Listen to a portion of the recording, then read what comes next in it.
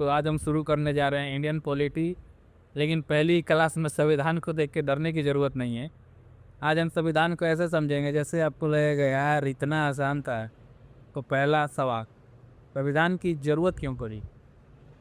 मान लीजिए घर में 4 लोग रहते हैं, लिखित कानून नहीं है, कौन सुबह उठेगा, कौन कितने देर टीवी देखेगा, फिर भी घर कोई चला जाएगा, कब क्या करेगा, इसकी कोई लिखित नियम कानून नहीं है।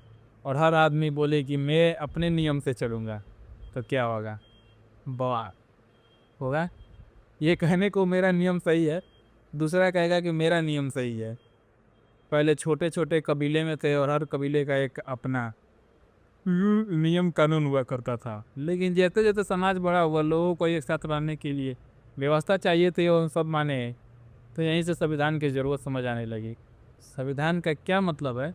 हम संविधान शब्द को तोड़ के ही देख लेते हैं। संविधान, सम का मतलब होता है बराबर और विधान का मतलब होता है नियम कानून।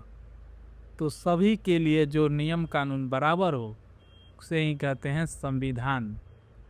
संविधान यानी देश को चलाने वाला मूल नियमों की व्यवस्था। लेकिन एक बात ध्यान रखना है, भारत में हर समाज बिल्कुल एक जैसा नहीं है। आदिवासी समाज, उनकी अलग परंपराएं और जीवन शैली है, इसलिए संविधान में कुछ जगहों और कुछ समुदायों के लिए विशेष प्रावधान भी रखे गए हैं, यानी देश की कॉमन व्यवस्था में भी रहें, अलग अलग समुदायों की विशेष परिस्थितियों का भी ध्यान रखा जाए।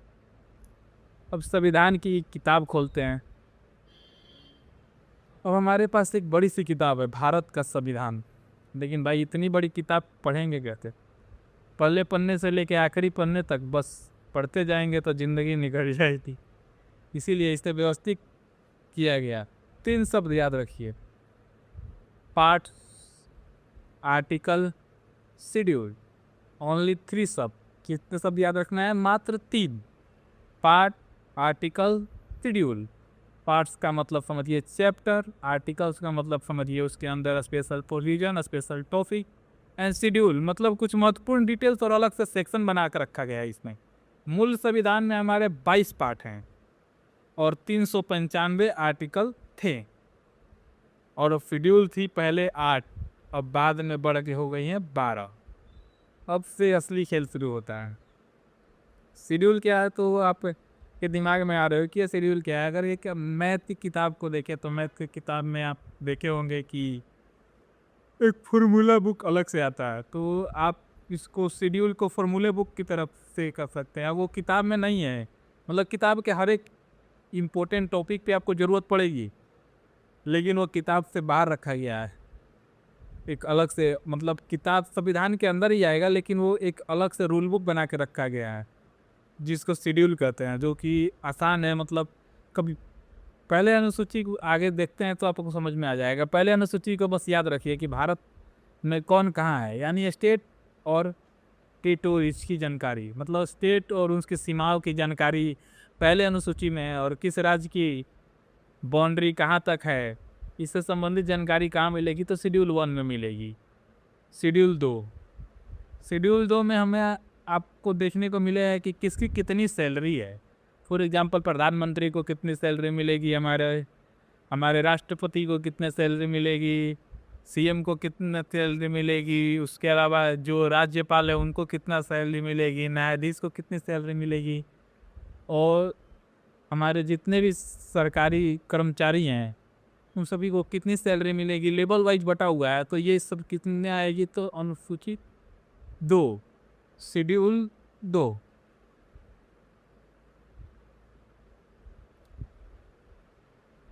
अब शेड्यूल 3, शेड्यूल 3 में सबसे पहले तो हमने देख लिया कि ये स्टेट, देश की वो सीमाएं कहाँ तक हैं, देश के अंदर जो राज्य हैं उनकी सीमाएं कहाँ तक है। उसके बाद हम ये भी देख लिए कि किसको कितनी सैलरी मिलेगी।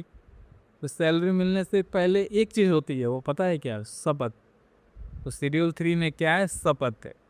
अब तीसरी अनुसूची को ये बहुत आसान है कि इसलिए में क्या है, सिर्फ ओथ है। राष्ट्रपति क्या ओथ लेंगे, प्रधानमंत्री क्या ओथ लेंगे, न्यायाधीश क्या ओथ लेंगे, इससे संबंधित व्यवस्था कहाँ है? तीसरी अनुसूची में। शेड्यूल 4, राज्यसभा। अब चौथी अनुसूची यह जुड़ी है कि राज्यसभा की सीटों से लोकसभा में जनता सीधे प्रतिनिधि चुनती है, लेकिन राज्यसभा में राज्यों का रिप्रेजेंटेशन होता है। तो किस राज्य से राज्यसभा की कितनी सीटें मिलेगी, ये शेड्यूल 4 में रखा गया है। शेड्यूल 5 है हमारे ST SC और शेड्यूल एरियो के लिए। 5वीं अनुसूची की बात करें तो शेड्यूल एरिया और शेड्यूल ट्राइब की है। भारत में कुछ ऐसे भी क्षेत्र हैं और समुदाय हैं जिनकी परिस्थितियाँ विशेष है, इसीलिए संविधान ने उन्हें स्पेशल प्रोविज़न दे रखा है, उसे याद रखिए। 5 बराबर ST SC plus schedule area. Schedule 6 4 राज्यों को याद रखना है। शेड्यूल 6 में जैसे ही आप आएंगे तो आपको क्या करना है, 4 राज्यों को याद रखना है। असम, मेघालय, त्रिपुरा, मिजोरम। AMTM। असम, मेघालय, त्रिपुरा, मिजोरम। AMTM। तो आपको ये चीज़ें याद रखना है। और ट्राइबल एरिया मतलब जो भी हैं, इन सभी को लिए एक स्पेशल और विशेष व्यवस्था की गई है। यहाँ के लोकल लोगों को अपनी ट्रेडिशनल व्यवस्था का अनुसार कुछ कानून बनाने के लिए विशेष छूट दी गई है, जो इन्हें संसद स्वीकार कर सकती है। तो 4 राज्य कौन कौन से हैं? असम, मेघालय, त्रिपुरा, मिजोरम। असम, मेघालय, त्रिपुरा और मिजोरम। बस ये 4 दिमाग में लॉक कर लो। अब इसी के कॉन्टेक्स्ट में क्लास में लद्दाख का भी एग्जाम्पल आ जाता है। लद्दाख की ट्रेडिशनल व्यवस्था और एनवायरनमेंट के सुरक्षित रखने की चिंता को लेकर शेड्यूल 6 की प्रोटेक्शन की मांग बढ़ती रही है। जैसे हमारे सोनम वांगचुक जी ने यहाँ से कुछ दिनों पहले पिछले साल ही मांग कर रहे थे। वो वहाँ के लोग भी ये मांग कर रहे हैं कि हमें इन्वायरमेंट को बचाए रखने के लिए शेड्यूल 6 में लद्दाख को डाल दिया जाए। यानी बात किताब की नहीं है, शेड्यूल का मतलब ज़मीन पर लोगों की लाइफ से भी जुड़ा हुआ है।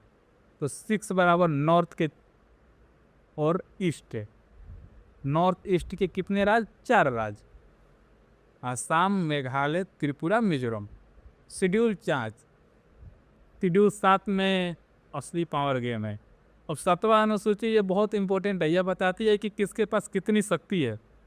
सेंटर के पास कौन सी पावर है, स्टेट के पास आपकी कौन सी पावर है। और सोचिए अगर बिहार ने अपनी करेंसी छापने लगा तो क्या होगा। आज से बिहार अपना नोट छापेगा तो कैसे चलेगा? नहीं चलेगा। करेंसी जैसी चीज़ सेंटर के डोमेन में है। और इसी तरह एयरफोर्स रखना भी कैडर के अधिकार के विषय में है।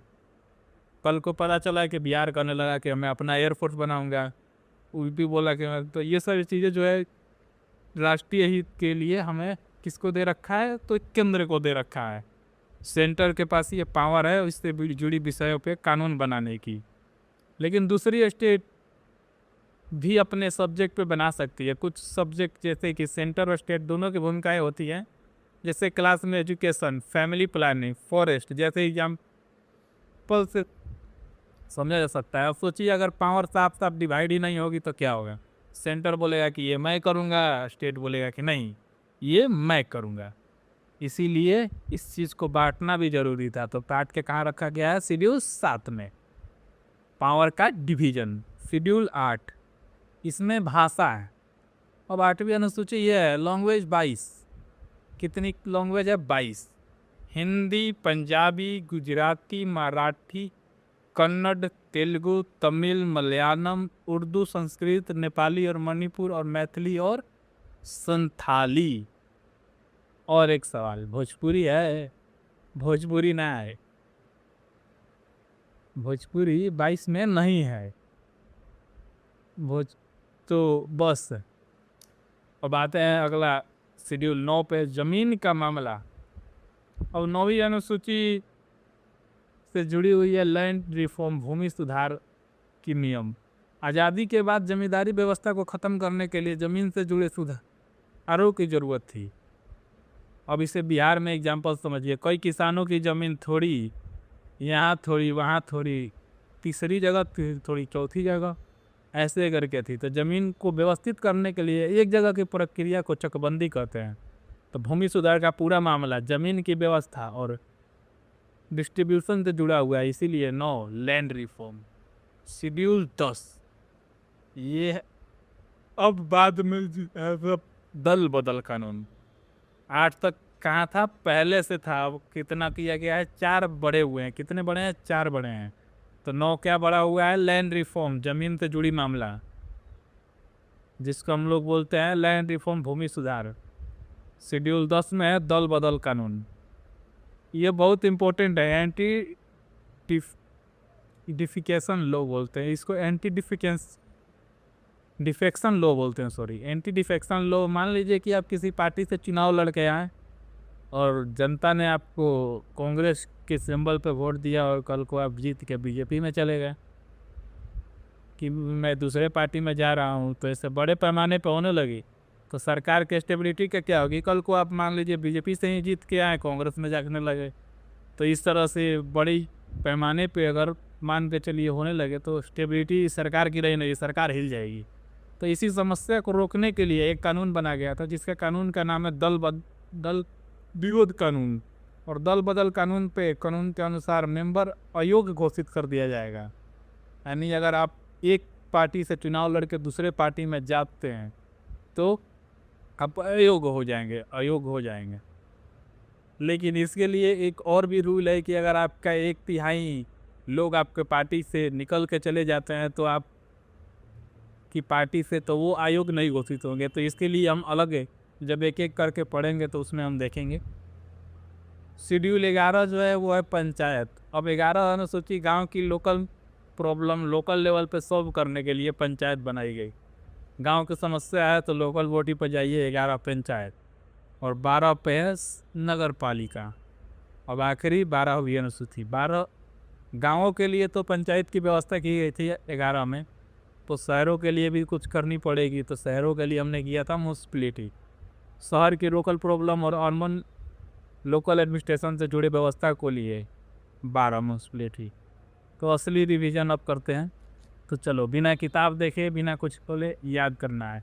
1 राज्य और उसका क्षेत्र, 2 सैलरी, 3 ओथ, 4 राज्यसभा की सीटें कितनी होगी, 5 ST SC और schedule area, 6 Assam Meghalaya Tripura Mizoram, 7 power किसको कितना दिया जाएगा, सेंटर और स्टेट के बीच में पावर डिवीजन, 8 लैंग्वेज, कितने लैंग्वेज हैं अभी, 22, इसमें भोजपुरी है नहीं है, 9 land reform, 10 anti defection law, दल बदल कानून। दल बदल कानून कहाँ पे है, 10 में, 10 से 10 से दल बदल, तो 10 में है anti defence law. 11 panchayat, 12 municipality. अब पूरी कहानी को एक लाइन में, राज्य, सैलरी, शपथ, Rajya Sabha, ST SC, north east, power, language, land, defence, panchayat, municipality, बस। और यहीं से कॉन्स्टिट्यूशन की शुरुआत, फाउंडेशन को याद रखिए। पार्ट क्या है, चैप्टर, आर्टिकल्स क्या है, स्पेशल प्रोविजन, शेड्यूल क्या है, इंपॉर्टेंट डिटेल्स का अलग सेक्शन, और सबसे ज़रूरी बात, पॉलिटी को सिर्फ रटना नहीं है, पहले कहानी की तरह समझना है, फिर फैक्ट अपने आप बैठ जाएगा।